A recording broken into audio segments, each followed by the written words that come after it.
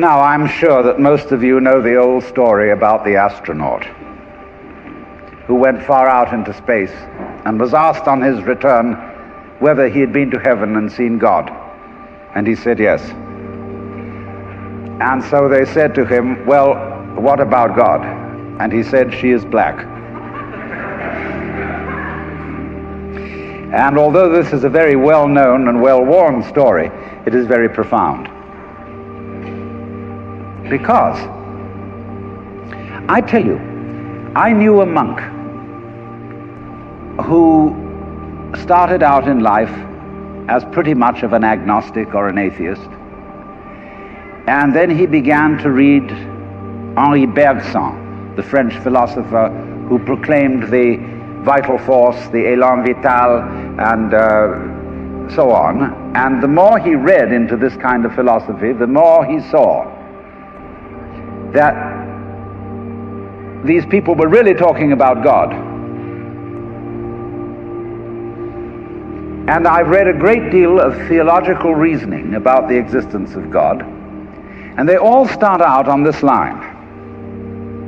If you are intelligent and reasonable, you cannot be the product of a mechanical and meaningless universe. Figs do not grow on thistles. Grapes do not grow on thorns. And therefore, you, as an expression of the universe, as an aperture through which the universe is observing itself, cannot be a mere fluke.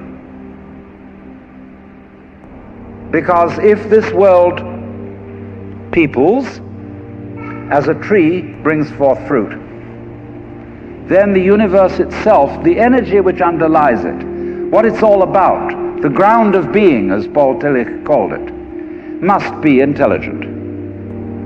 Now, when you come to that conclusion, you must be very careful, because you may make an unwarranted jump. Namely, the jump to the conclusion that that intelligence, that marvelous designing power which produces all this, is the biblical God. Be careful.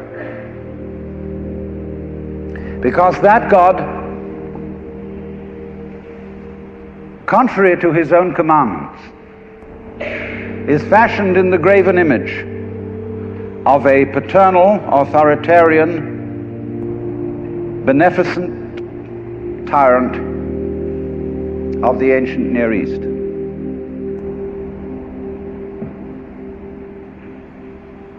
And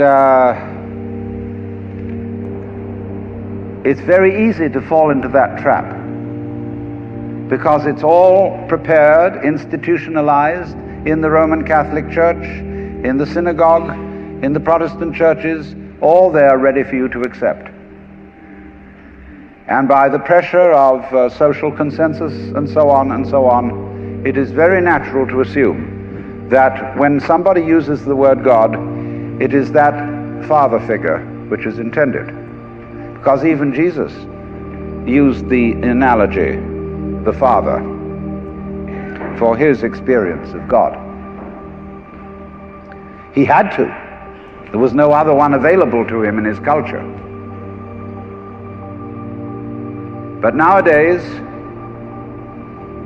we are in rebellion against the image of the authoritarian father.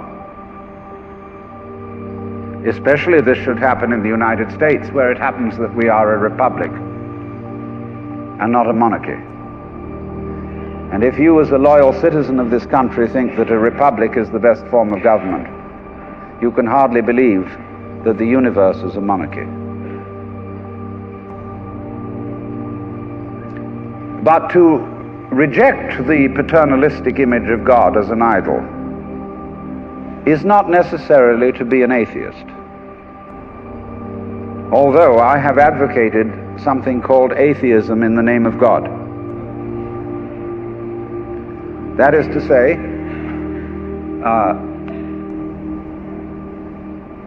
an experience, a contact, a relationship with God, that is to say, with the ground of your being, that does not have to be embodied or expressed in any specific image. Now, theologians on the whole don't like that idea, because I find in my discourse with them that they want to be a little bit hard-nosed about the nature of God. They want to say that God has indeed a very specific nature. Ethical monotheism means that the governing power of this universe has some extremely definite opinions and rules to which our minds and acts must be conformed. And if you don't watch out, you'll go against the fundamental grain of the universe and be punished in some way. Old-fashionedly, you will burn in the fires of hell forever. More modern-fashionedly, you will fail to be an authentic person. It's another way of talking about it. But there is this feeling, you see, that there is authority behind the world, and it's not you. It's something else. Like we say, that's something else that's far out. And therefore, this Jewish, Christian, and indeed Muslim approach makes a lot of people feel rather strange, estranged from the root and ground of being. There are a lot of people who never grow up and are always in awe of an image of grandfather. Now, I'm a grandfather. I have 5 grandchildren, and so I'm no longer in awe of grandfathers. I know I'm just as stupid as my own grandfathers were, and therefore I'm not about to bow down to an image of God with a long white beard. Now, naturally, of course, we intelligent people don't believe in that kind of a God, not really. I mean, we think that God is spirit, that God is very undefinable and infinite and all that kind of thing.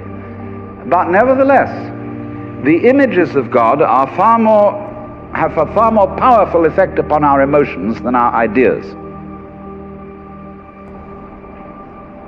And when people read the Bible,